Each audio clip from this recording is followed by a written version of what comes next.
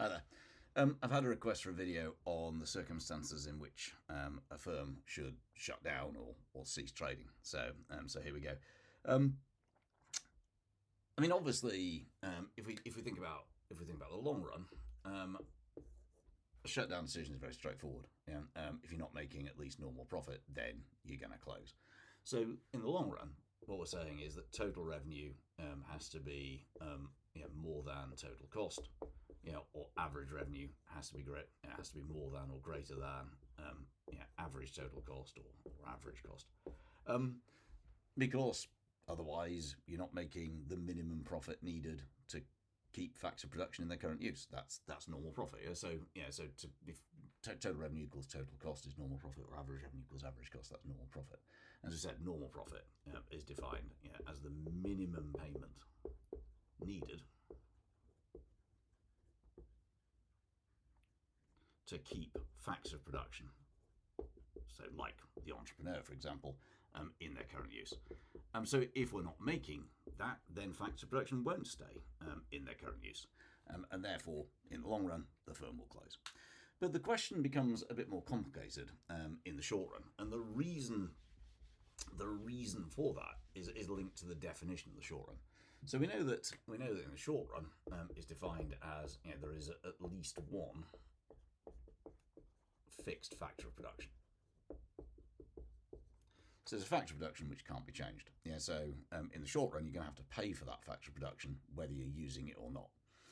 An example of that, that I normally give is something like a lease, on a factory. And the way a lease works is you've signed a contract that says that you're going to pay for the use of this land or rent or something, for a particular period of time. So imagine you've got a firm that has, say, 6 months left on its lease, and that lease is costing it £10,000 a month. The key point here is, therefore, whatever the firm does is going to pay £10,000 a month. When the firm is open or closed or whatever, £10,000 a month is going out. And let's suppose that's its only fixed cost. Does it make any sense for a loss-making firm to stay open? And what you should be thinking immediately is, well, hang on a minute, I'm going to have to pay £10,000 a month whether I'm open or closed. So as long as I can get something to put towards that £10,000, then it might make sense to stay open. So imagine we had the following situation, where if we look at it on a monthly basis, let's suppose that in a representative month, the firm's revenue, so money in, is, say, doesn't really matter, £100,000. Let's suppose that it's variable costs. So the cost of actually making whatever it's making on a basis are, say, £94,000. And let's suppose that the only fixed cost it has is this lease. And that's not really clear, is it? And that's a 9. Let's suppose that the only fixed cost it has is this lease. So its fixed costs are £10,000 a month. So the firm's making a loss because its costs are those two, which is £104,000. Its revenues £100,000. So therefore, it's fairly obvious that it's making a loss of £4,000 a month, and that's not great news, obviously.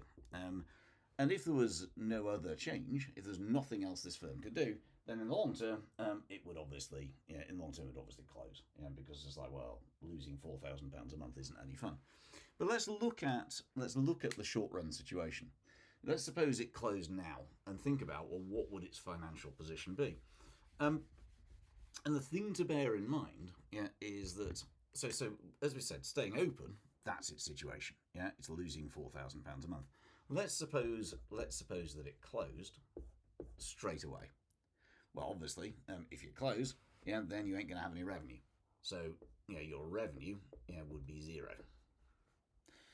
If you closed, of course, your variable cost would be zero as well, because you're not having to make it, you're not having to pay workers because you've closed, you're not having to buy raw materials, and so on and so forth.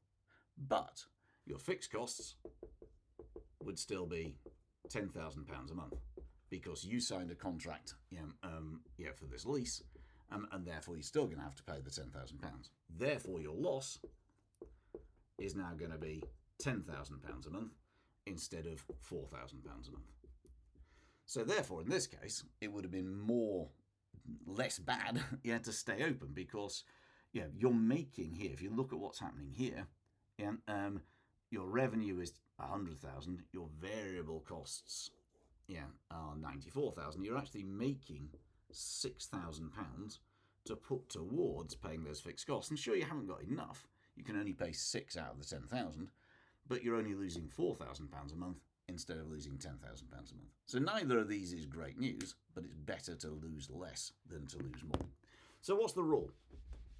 The rule is fairly simple, which is, obviously, suppose I created the following numbers. Suppose that instead, the firm's revenue was £100,000, its variable costs were, £107,000, and its fixed costs were still £10,000. Well, now that's 117,000. So it's losing £17,000 a month, which is more than £10,000 a month. In this case, you should just close, get rid of those things, and just lose £10,000 a month. And the reason is that your variable cost, the actual cost of making one of these pens, is more than you're selling it for, even before you think about paying your rent and so on. So the rule's a fairly simple one. The rule is simply this: that provided your total revenue is above your total variable cost, or your price or average revenue, is above your average variable cost, then you should stay open in the short run. And the reason is, that you have a contribution. You've got something to put towards your fixed costs. Because you're going to have to pay those fixed costs regardless, whether you're open or closed. So as long as your revenue is above your variable costs, you've got something to put towards those fixed costs. Or putting it another way, you would lose more by closing.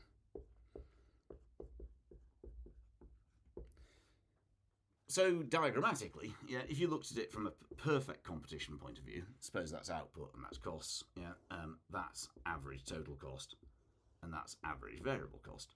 Then what we're saying is that as long as price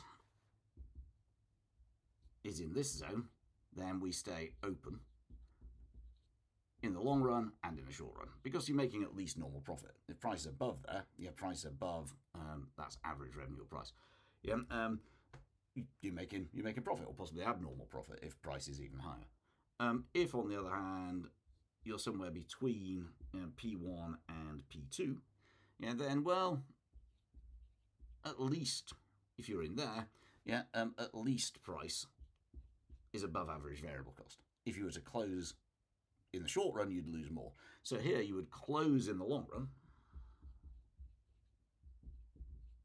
but you'd be open in the short run because you'd lose more by closing. And if price or average revenue is below P2 in this zone, then you can't cover your variable costs, so you should close now. So mathematically, those are the reasons that you would want to close. Now, there are other points that you might want to make. That's kind of the narrow maths. If you were to think about it, kind of more broadly, why might I stay open even if I'm making a loss? Well, there are other reasons that you might hope that that's going to be the case. So you might be hoping, that you might also hope that, suppose you're in perfect competition, you might be hoping that other firms leave first, and that therefore prices will rise in the market and you'll be able to make normal profit in the long run. Or you might be a multi-product firm. So this is only one of your products. Maybe you're using it as a loss leader. So you're selling this one deliberately at a loss, in the hope of, because you think it boosts the sales of other products. So I'm not saying it's literally true, but it's the standard argument that games consoles tend to be, that games companies don't make that much money on games consoles. They make the money out of the games and so on. So you might be saying that might be a reason. You might be actually thinking that there are actions that you could take. That you could actually increase your efficiency and actually reduce those costs. Or that there are marketing things you could do. To increase revenue, get more customers and so on. So in other words, there are actual changes that you could make to your business, that would lead to greater profitability in the long term. It could be that you're a startup. So it's often the case that initially businesses don't make profits in the first few years even, and you're depending on your startup injection, startup capital that's been put into the business to survive, until you're big enough to eventually make a profit.